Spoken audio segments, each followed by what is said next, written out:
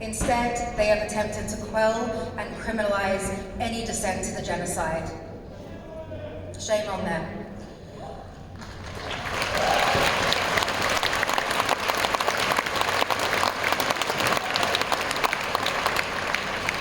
And so people have woken up, their consciousness raised, their compass reorientated. Zionism has been exposed as an enemy of the British masses, and with it the political establishment that furthers its interest at the expense of British people. This clarity is what the Palestinian struggle has gifted the working class of the world.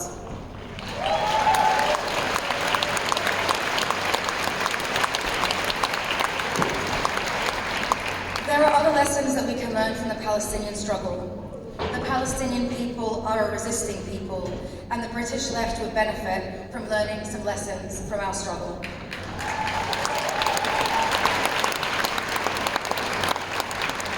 From our tradition, we offer 4 vital lessons for building the new party: the protracted struggle, accumulation and organization, the vitality of unity, and the multiplicity of fronts.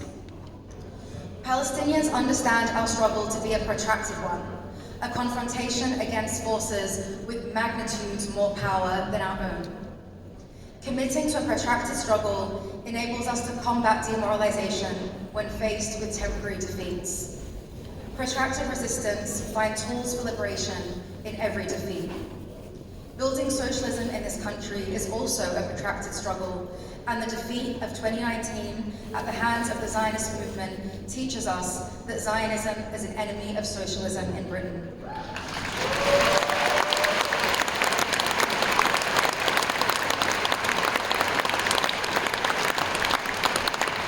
But today, because of Gaza, comrades from across the movement, exiled by the defeat of 2019, are finding the tools to come together and build an alternative.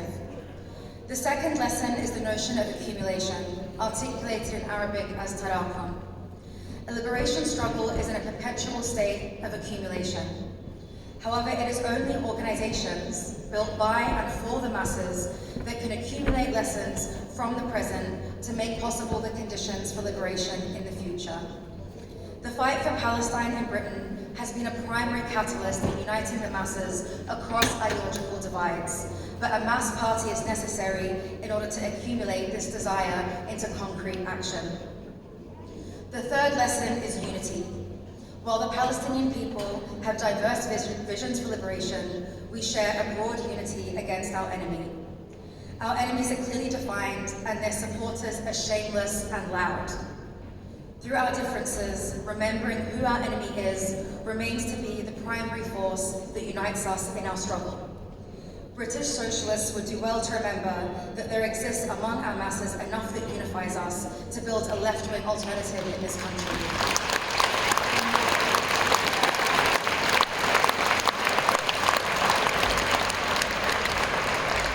Lastly is the multiplicity of fronts. The Palestinian people are fighting a political project backed by an imperialist world system. Its media apparatus, financial linkages, production networks, diplomatic power, and cultural power span the globe. It is only through building with working people everywhere and seeing no avenue too insignificant for the battle of liberation that our movement for liberation continues to grow and expand. To build socialism in Britain, we must adopt base building and campaigning as a primary methodology for building a viable force to confront capitalism, fascism, rising state authoritarianism, and Zionism. Gaza has illuminated all. In resisting a war of annihilation under the gaze of the entire world, Gaza has provided us with the methods to confront the enemy at home and abroad. We must commit to protracted struggle. We must build a mass party to accumulate. We must be united, and we must fight on all fronts. Gaza has sacrificed everything, and in doing so, revealed the vitality of a mass party in Britain.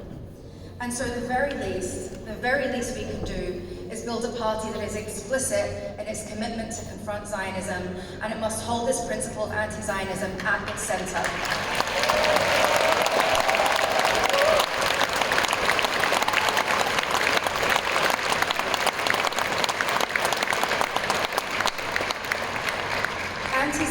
Zionism is not a maximum demand, but a minimum expectation of the masses. Just as our hope for socialism in this country was defeated by a concerted campaign by the Zionist movement between 2017 and 2019, it is the fight for Gaza and Palestine, a confrontation with Zionism that has united working people, migrants, Muslims, socialists, and anyone seeking better living conditions in this country into a viable political and social force. It is in defense of genocide that our rights are eroded, and it is through fighting for Palestine that we can build a socialist alternative. Comrades, it was Zionism that killed the hope for socialism in this country, and it's fighting for Gaza that has rebirthed it. Gaza has created a once-in-a-lifetime opportunity for us in this country, and the question facing us all today is, what will we do with that opportunity? Thank you.